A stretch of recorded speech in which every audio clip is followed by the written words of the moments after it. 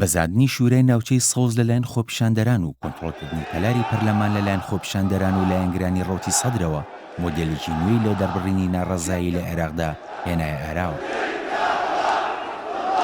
چاوەڕوانی ئەنجامدانی چاکسازیەکان و نبڕکردنی گەندەڵی خۆپیشاندەران و لایەنگرانی سەدری بێزار کرد تا ئەو ڕادەیە کە خۆیان دەڵێن متمانەیان بە بەڵێنەکانی حکوومەتەکەی عەبادی نەماوە و داوای گۆڕینی دەکەن. ئەوەی کە زیاتر ئەوانی نیگەران کردووە دەستبەردار نەبوونی حیزب و لایەنە سیاسیەکانە لە وەزیرەکانیان و دەڵێن هیچ لایەنێک ئامادە نییە سازش لە پۆست و پێگەی سیاسی خۆی بکات.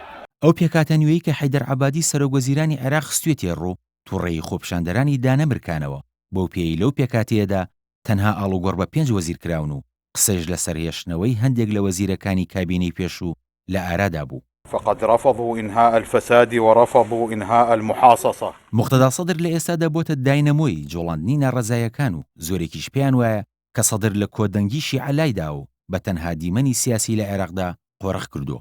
بەشێک لە چاودێران پێیان وایە جموجۆڵەکانی سەدر هەر لە چوونە ناو ناوچەی سەوز و کۆنتڕۆڵکردنی کەلاری پەرلەمان لەلایەن خۆپیشاندەران و لایەنگرەکانیەوە پەیوەندی نییە بە ئەنجام نەدانی گۆڕانکاری وەزاریەکان و ئەو چاکسازیانەوە کە عەبادی بەڵێنی جێبەجێکردنی دابوون، بەڵکو سەدر دەیەوێت هەژمونی خۆی بەسەر حکوومەتدا زاڵ بکات.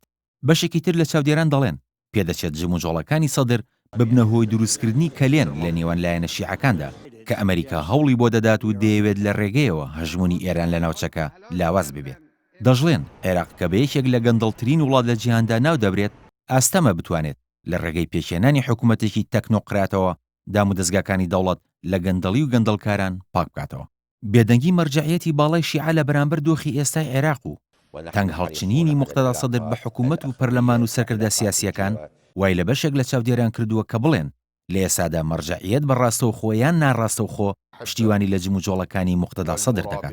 لە لایەکی دیکەوە باز لەوە دەکرێت کە کورد لە پشت بەشێک لە شکستەکانی عەبادیەوەیە بەوەی کە ڕازی نەبووە هیچ کام لە وەزیرەکانی بگۆڕدرێن و پێداگری کردووە لە سەرمانەوەیە کە ئەوە ژوای کردووە عەبادی نەتوانێت گۆڕانکاری گشتگیر ئەنجام بدات لا بموافقة الحكومة العراقية.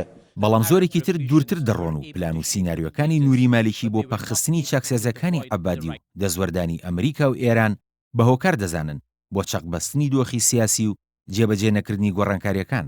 پێشیان وایە عەبادی هەر هەنگاوێک بنێت مالیکی بە شێوازی جیا پەکی دەخات و تەپڵکوتین و هەرانانەوەکانی ناو پەرلەمانیش وەک بەڵگە بۆ قسەکانیان دەهێننەوە.